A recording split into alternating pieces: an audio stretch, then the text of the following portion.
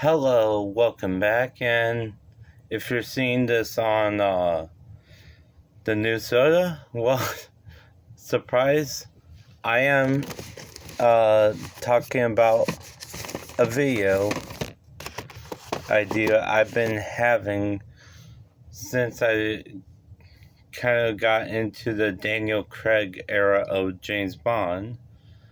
I want to give, to the best of my ability, my opinion on the whole franchise. And I am someone who owns James Bond on DVD and VHS. I'm surprised. The DVDs don't come on or don't show up on camera as well. You could tell this GoldenEye, right? Yeah. Tomorrow Never Dies. And Die Another Day. World Not Enough. Or The World's Not Enough. For Your Eyes Only.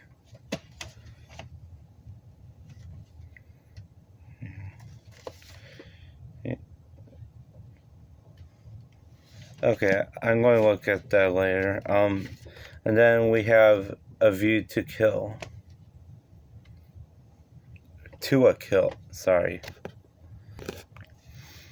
Now, James Bond has been a movie series that has been going on, potentially still going on, since 1962 when it comes to the live action movie. But there has been video games, there have been books, and I forgot something. I used to have a copy of GoldenEye for the N64, but the closest to that is on Rare Replay, which, if you have Game Pass, technically it's a part of Rare Replay, but it's not actually physically on the disc, if that makes any sense. So, yeah, it doesn't count. I know. The only actual video game adaptation of a James Bond movie I have is Tomorrow Never Dies, and I haven't yet properly sat down to play it.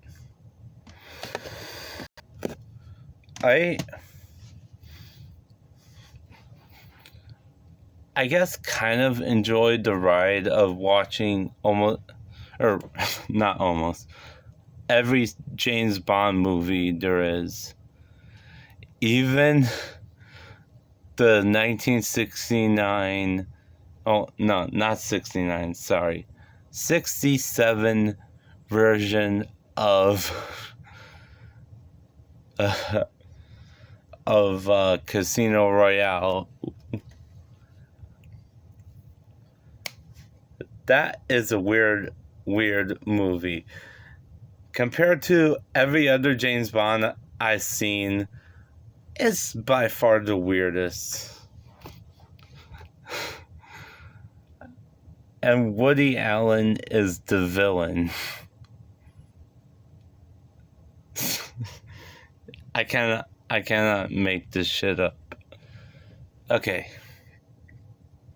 So I want to, in large part, focus on the main elements of each actor of James Bond.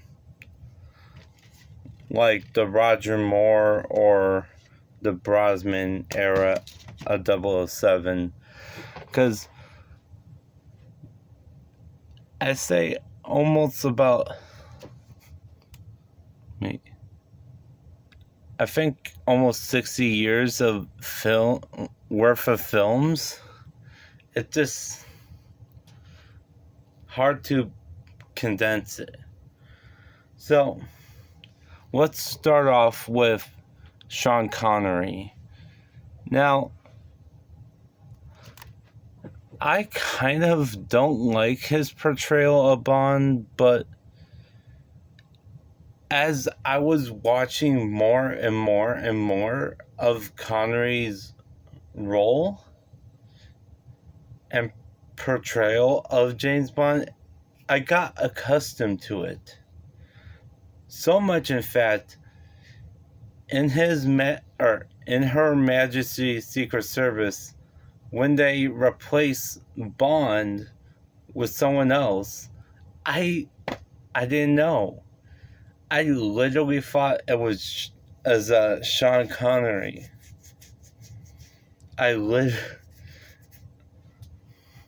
But for some reason, they didn't have Connery in that movie. But then they brought him back in 1971.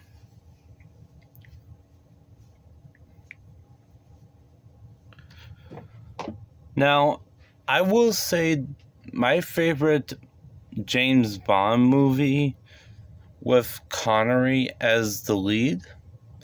This might be controversial to some, but I will say From Russia with Love is my favorite because, I don't know, it felt like it continued the story and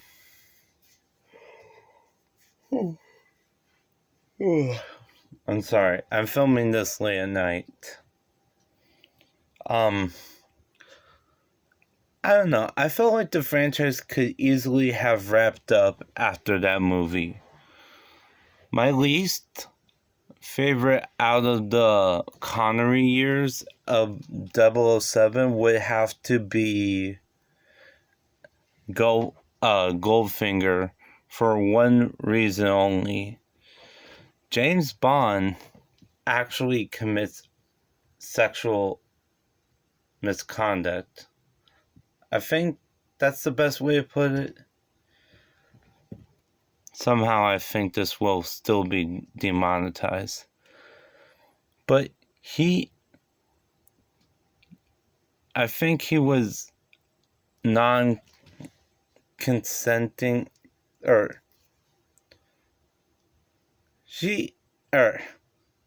I try and put this together.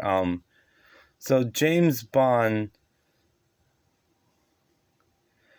and Goldfinger's second command, and I'm not making this character's name up, her name is Pussy Galore.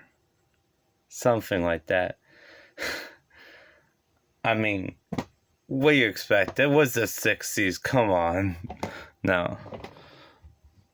But they were playing this game and it led them to, but it could be argued that James Bond did not have some form of consent, so personally it's not my go-to. I mean, if I have to watch every James Bond movie again, I might have to watch it with the understanding that scene exists. So, moving right along to the next frequent James Bond, that will be Roger Moore. And tell you the truth, it's right about then where the charm of 007 kind of wore off, in my opinion. I just lost kind of interest, but I felt comfortable with Roger Moore as 007. I will say I love Live and Let Die because I think that's my favorite Bond theme from that era. But I just don't think, I don't know. When I was originally thinking this, I almost was going to say Roger Moore was my second favorite Bond. But I might have to move Connery up to my second favorite. Because I feel like I remember more about Connery being James Bond and than I do Roger Moore, because there's so many Roger Moore 007's films. And I only have like 2 of them on VHS. Yes. But I don't know.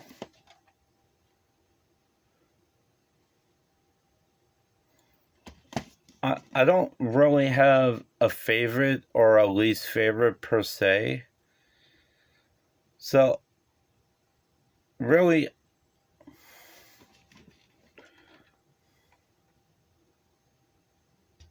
the one where Barbara Bach. Oh no, I don't think I might be wrong.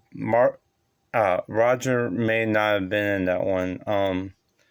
But I think due to the theme alone, Live and Let Die would be my favorite out of the Roger Moore era. Now, they made 2 with Timothy Dalton. I believe that's his name. And both is alright. I forgot the names of them though. Even though he was kind of like a proto Brosnan, I don't really think he was too rememberable James Bond, in my opinion. Feel free to disagree with me in the comments. Next we got Brosnan. And tell you the truth,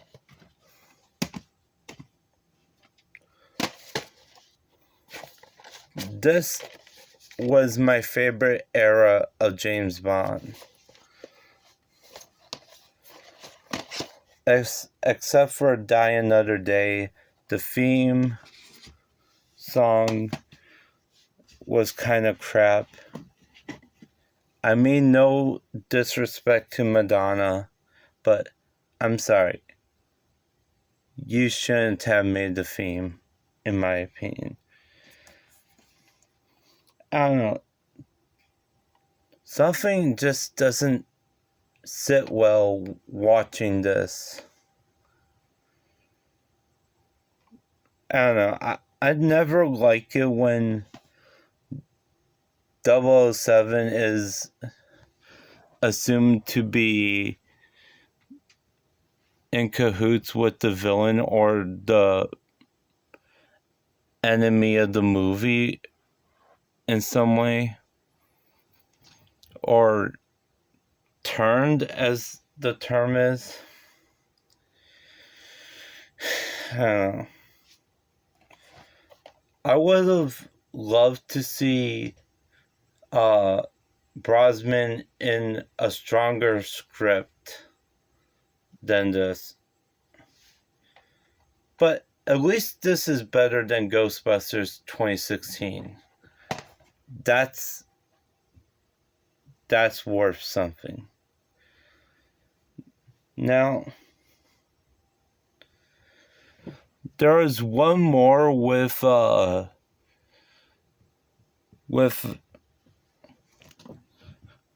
Sean Connery, and it's like a older James Bond, which is something I never realized I wanted to see until it happened. And it's the only time video games are represented in the James Bond franchise with 80s technology. And then, I guess I will say my fourth favorite James Bond would be Daniel Craig. And I don't know, he is a good actor, and he does hit the right emotional cue when he has to. But from Casino Royale, I personally did not like his portrayal of Bond. I honestly just never cared for him as 007, but as you tend to do watching all of these movies is almost back to back. Yes, and I think this took me about at least a month to see over 60 years of movies. I mean, it gets a bit dull and gets repetitive when you're really only watching in the movie just to potentially make a video about it. I'm not going to lie. But then again, the action kind of gets... Sorry. Gets pretty one note, it feels like. Bond has to stop villain. Villain is somewhat of a polite human being despite wanting to rule the world, of course. But I don't know. My favorite element of all these movies was the whole Spectre thing. Even the modern Spectre.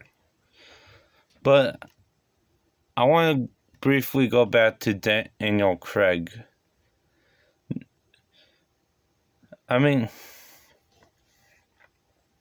as of the time of recording, No Time to Die is his last and most recent film. And spoiler alert, he dies. Or that's what we're alleged to believe. Now, the movie came out in 2021, and that was, I think, almost 3 years ago. Now, maybe in 2025 or 2026, there'll be another James Bond, and we'll figure out what happens. Because at the end, yeah, James Bond will return. So I don't know if they're going to go through with a Jane Bond, or if they're just going to put another person as James Bond like before.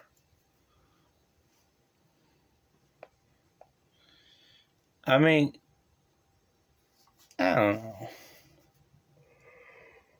know. Sorry, guys. I'm just really just trying to focus and try to stay awake at the same time. Now,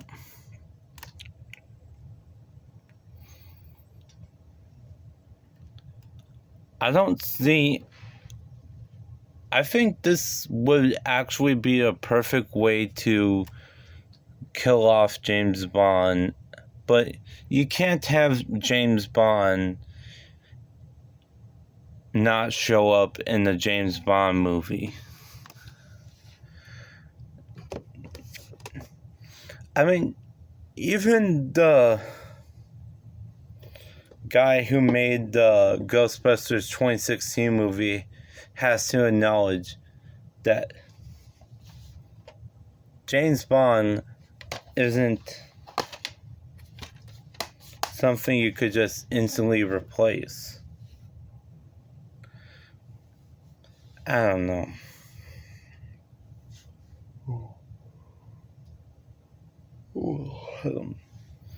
I'm so. That's not the fourth time I did this, and I'm sorry.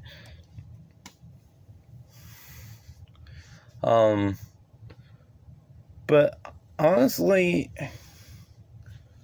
I don't know. James Bond has to be aggressive, because if he's passive for even 1 second, Spectre would have won. Now, when I heard Spectre, I almost like Phil Spector? No. But no, they're essentially like this Illuminati type of thing where they try to not only benefit from the Cold War, but they're literally controlling and manipulating things behind the scenes throughout the franchise.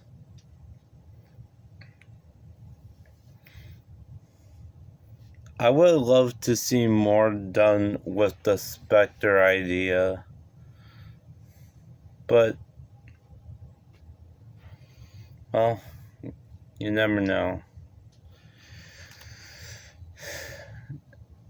I always thought it was pretty weird how James Bond was actually going to get married in Her Majesty's Secret Service. I never thought that would happen. But they instantly, retcon it in the same movie. Hey. Honestly, I think James Bond is, for the most part, harmless, but I would not recommend this movie as like a date movie or for a kid's first watching, since there's so much violence throughout the film. Alright, thank you guys for watching this video. Hit the like button, help me get some good sleep. No. Hit the like button if you like this video. Feel free to let me know who's your favorite Bond, or if you rooted for Spectre the whole time, or just let me know what's your favorite decade of James Bond, or even, I don't know, just let me know what's your favorite Bond movie of each Bond, I think I said Bond so many times. Bond. Bond. Okay.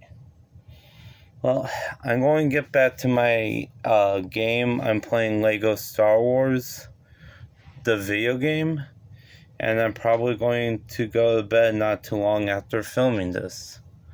So thank you so much. Hare Krishna. Peace and love. Make love, not war. And yeah, I think I said everything I need to say.